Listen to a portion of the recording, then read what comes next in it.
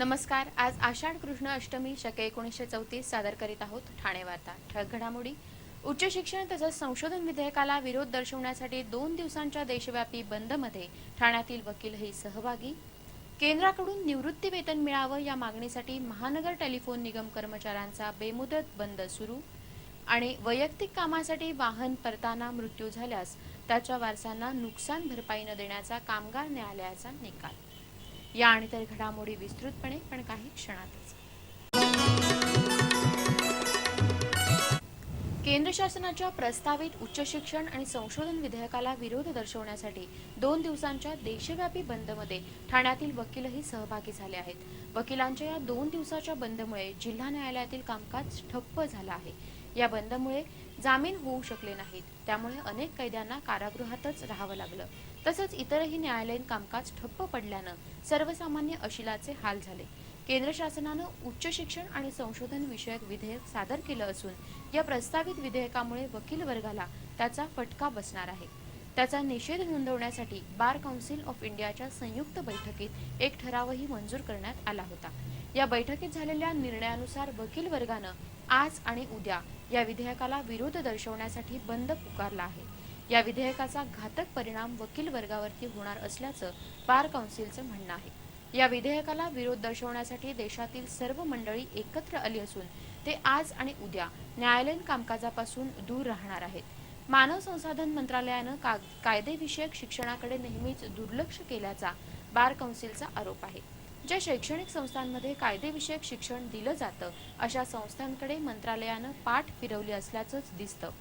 LLM, PhD अशा कायद्यातील उच्च शिक्षणासाठी शासनाकडून कोणतीच मदत विद्यार्थ्यांना मिळत नाही, अशी बार काउन्सिलची तक्रार आहे. या सगळ्याला वाचा फोडण्यासाठी 2 दिवस कामबंद आंदोलन करण्यात आलं आहे. एखाद्या आस्थापनेमधील चालकानं त्याच्या वैयक्तिक कामासाठी वाहन वापरताना त्याचा मृत्यू झाल्यास त्याचे वारस कोणत्याही नुकसान भरपाईस पात्र ठरणार नाहीत, असा निकाल ठाण्याच्या कामगार न्यायालयानं दिला आहे. ईश्वर माळी यांच्या मृत्यूनंतर 8,89,000 रुपयांची नुकसान भरपाई मिळावी यासाठी पूजा माळी यांनी आपला दीर आणि बजाज अलायन्स यांच्या विरोधात केलेला नुकसान भरपाईचा अर्ज फेटाळताना कामगार आयुक्त VD पिंपळकर यांनी हा निकाल दिला आहे. ईश्वर माळी यांचा 22 मेला झालेल्या अपघातात मृत्यू झाला होता. ईश्वर हा आपल्या भावाकडेच दरमहा 8,000 रुपये पगारावरती काम करत होता. अपघाताच्या दिवशी ईश्वर एका मित्राच्या लग्नाच्या पार्टीला जात होता, त्यामुळे हे त्याचं वैयक्तिक काम होतं असा दावा त्याचा भाऊ रवींद्र यानं केला. त्याचप्रमाणे अपघातात झालेली गाडी ही कार होती, मात्र अर्जदाराने त्याचा उल्लेख गाडी असा केला. यामध्ये सुद्धा अर्जदाराचा स्वार्थ दडला असल्याचे न्यायालयानं मान्य केले. ईश्वर आणि रवींद्र या दोघांमधील नातं हे भावाभावांचं असून ते मालक नोकराचं असल्याचं सिद्ध होत नाही. पोलिसांच्या कागदपत्रानुसार ईश्वरचा झालेला मृत्यू हा अपघाती असून तो कामावरती असताना झालेला दिसत नाही. लग्नाच्या पार्टीला जाणं हे खाजगी काम असून त्याचा नोकरीशी काही संबंध नाही, ही बाबही न्यायालयानं मान्य केली. ईश्वर हा रवींद्रकडे काम करतो याचा कोणताही पुरावा सादर करण्यात आला नाही. या प्रकरणात तक्रारदाराला मालक आणि नोकराचा पुरावा सिद्ध करता आला नाही, त्यामुळे न्यायालयानं नुकसान भरपाईचा दावा फेटाळून लावला. पूजा माळी यांच्यातर्फे SD देशपांडे, रवींद्र माळी यांच्यातर्फे VV जोशी तर विमा कंपनीतर्फे किशोर सोदत्तीकर यांनी काम पाहिलं. महानगर टेलिफोन निगमच्या कर्मचाऱ्यांना दूरसंचार विभागाऐवजी केंद्र सरकारकडून निवृत्ती वेतन मिळावं या आणि इतर प्रलंबित मागण्यांसाठी निगमच्या कर्मचाऱ्यांनी आजपासून बेमुदत काम बंद आंदोलन सुरू केलं आहे. निगमच्या कर्मचाऱ्यांना केंद्र सरकारकडून निवृत्ती वेतन देण्यात यावं यासाठी महानगर टेलिफोन निगम कामगार संघातर्फे गेली 12 वर्ष लढा दिला जात आहे. तत्कालीन दूरसंचार मंत्री प्रमोद महाजन यांनी तत्वतः ही मागणी मान्य केली होती, पण आता दूरसंचार विभागानं निगमच्या कर्मचाऱ्यांसाठी वेगळी विश्वस्त संस्था निर्माण करून त्याद्वारे निवृत्ती वेतन द्यावं अशी पद्धत अवलंबल्यामुळे निगमचे कर्मचारी संतप्त झाले आहेत. निगमच्या कर्मचाऱ्यांना नवीन वेतन करार करताना 78.2% एवढा महागाई भत्ता वेतनात समाविष्ट करावा. 31 डिसेंबर 2006 पूर्वी सेवानिवृत्ती झालेल्या कर्मचाऱ्यांना सुधारित निवृत्ती वेतन देण्यात यावं या मागणीसाठी अलीकडेच लेखणी बंद आंदोलन करण्यात आलं होतं. पण या मागण्यांवरती शासनाकडून काहीच हालचाल न झाल्यामुळे आता कर्मचाऱ्यांनी बेमुदत काम बंद आंदोलन सुरू केलं आहे. आज कर्मचारी रोजच्या कामाऐवजी गाण्याच्या भेंड्या खेळत बसल्याचं दिसत होतं. या आंदोलनामुळे निगमचे कामकाज ठप्प झालं आहे.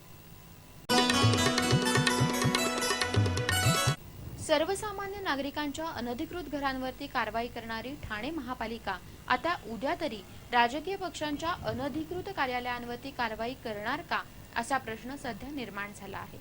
ठाण्यामध्ये विविध राजकीय पक्षांची 1,200हून अधिक अनधिकृत पक्ष कार्यालये आहेत. उच्च न्यायालयानं सर्व अनधिकृत पक्ष कार्यालयांवरती कारवाई करण्याचे आदेश दिले आहेत.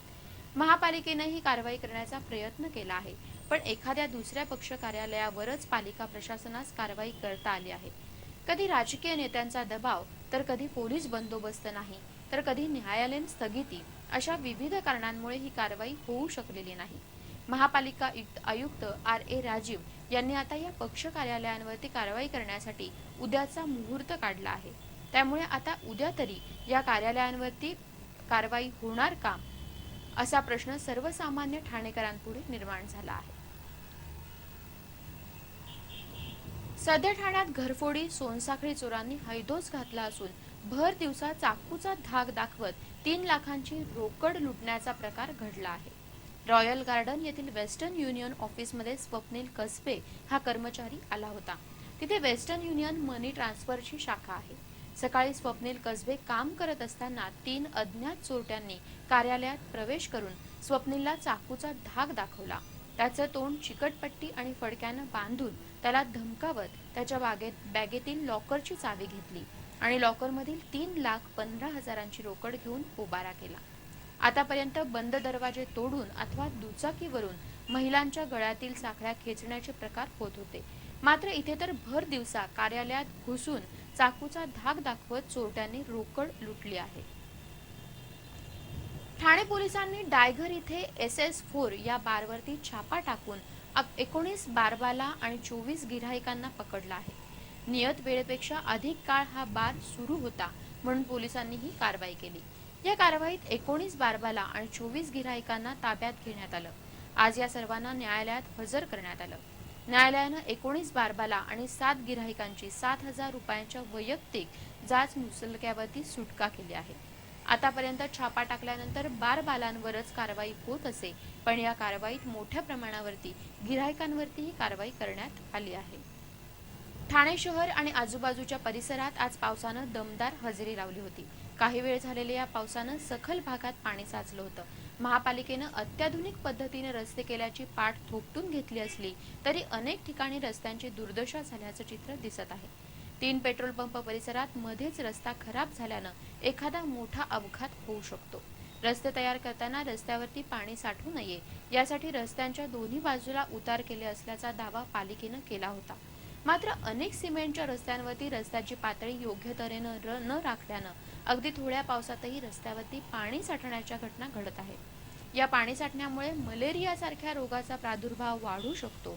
ठेकेदारानं केलेलं काम आणि महापालिका अभियंत्यांनी केलेल्या दुर्लक्षामुळे अनेक रस्त्यांवरती सध्या पाण्याची डबकी दिसत आहेत. जिल्ह्यामध्ये आज सरासरी 23 मिलीमीटर पावसाची नोंद झाली आहे. ठाण्यात 25, कल्याण 15, मुरबाड 1, उल्हासनगर 17, अंबरनाथ 16, भिवंडी 45, शहापूर 9, वसई 3, जव्हार 25, विक्रमगड 34, मोखाडा 39, वाडा 49, डहाणू 21, पालघर 11 तर तलासरीमध्ये 18 मिलीमीटर पावसाची नोंद झाली आहे.